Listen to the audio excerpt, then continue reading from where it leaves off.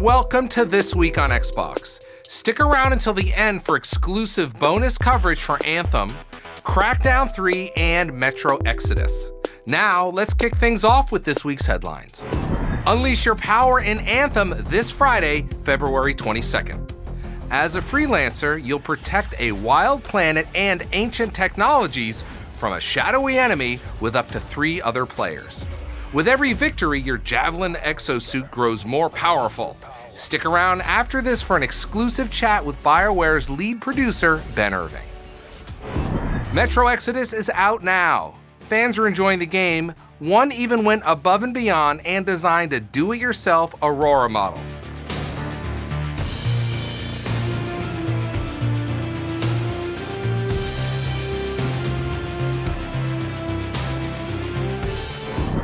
A new enemy has been revealed for the upcoming Sekiro Shadows Die Twice. Here's a look at General Tenzin Yamauchi, a samurai general within the ranks of the perilous Ashina clan. Set in 16th century Japan, this action-adventure combines powerful tools and ninja abilities to combat vicious foes. It'll be available March 22nd. There's exciting news from Mars. Surviving Mars is knocking down the walls for creative modding. And for the first time ever, PC mod creators have a direct line to showcase and publish their work for Xbox One gamers to enjoy. The team has built a user-friendly experience that makes adding mods to your Xbox One game easy. There are over 30 mods available, including forest greenhouses, a rover car wash, and a new competitive mode with more coming. Plus, there is keyboard and mouse support for your console. You can check out the full Paradox Mods library at mods.paradoxplaza.com. At Xbox Game Pass, there are so many new games we're seeing double. Be the knight and grab Batman Return to Arkham, which includes 2 of the critically acclaimed titles of the last generation: Batman Arkham Asylum and Batman Arkham City, with fully remastered and updated visuals. Not enough doubles? Grab Disney's Epic Mickey 2, The Power of Two, and join Mickey and Oswald to unleash the power of the brush in a co-op adventure. If you've ever wondered what it's like to be a disembodied head battling robots in a laser-filled sci-fi world for the fate of humanity, then grab the stylized side-scroller Headlander now.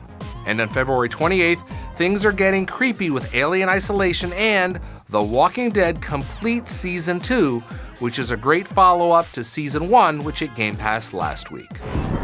Xbox backward compatibility has added great titles from much-loved franchises including Resident Evil Code Veronica X, Lost Planet Extreme Condition, Lost Planet 2, Lost Planet 3, and Lost Planet Colonies, all available starting today. The open beta for Trials Rising is available now. Jump into the beta and you'll unlock the Trials Turbo Bike at launch on February 26th. I'm here with Ben Irving. He's the lead producer at BioWare working on Anthem. Ben, thanks for joining us. It's a pleasure to be here. Thank you for having me. Ben, I'd like to ask, what should players expect in their first few hours of Anthem? Yeah, great question. When you start Anthem, you're introduced to a mysterious and dangerous world full of a rich story, and then as you play the game, you'll experience superheroic combat in exosuits that we call javelins, and you'll be a freelancer on an epic mission. Ben, you've got a series of different javelins here. How should players think about them? Yeah, all 4 javelins have a unique playstyle. So if you're interested in the assassination ninja type playstyle, you'd want to pick the Interceptor. If you love the classic mage archetype of elemental damage, fire, frost, lightning, that kind of stuff, the Storm is for you.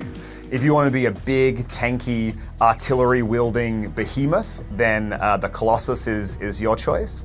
And finally, if you love the fantasy of being a commando, kind of the jack of all trades, then the Ranger is for you. Now, you had a demo previously earlier in this year. Tell us about that and what some of the changes you've made since that demo. Yeah, so the demo was a great way to vet a lot of the technical aspects of the game, the serviceability, as well as give a cross-section of the game. The demo was pretty old compared to what you can now play in the live game of Anthem. We made a lot of improvements to things like serviceability, to load times, heaps of quality of life stuff. We improved controls for flight, We improved a lot of our menus. We improved a lot of combat balance stuff. So you can kind of think of the live version of the game as the plussed up version of the demo with a lot of improvements. I think thousands and thousands of improvements have gone into the game that's available to play now. Now, Ben, as folks settle into Anthem this weekend and they're getting their hands on it for the first time, can you give us any hints or perhaps some Easter eggs players should be on the lookout for?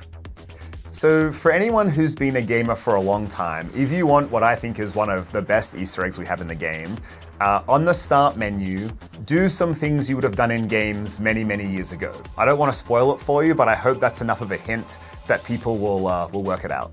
Thanks. Anthem is now available on Xbox One. Ben Irving, lead producer at BioWare, thanks for your time today. Thank you so much for having me. It was great fun to be here, and we hope players go out and enjoy the game. Hi, it's Larry here of Xbox Live's Major Nelson. Crackdown 3 is finally out now. I'm here with Senior Creative Director Joseph Staten, who's going to take us through Crackdown 3's Wrecking Zone mode. Joe, great to see you. Great to be here, Larry. Thanks for having me. Now, tell us a little bit about the mode. This is the multiplayer for Crackdown 3. That's right.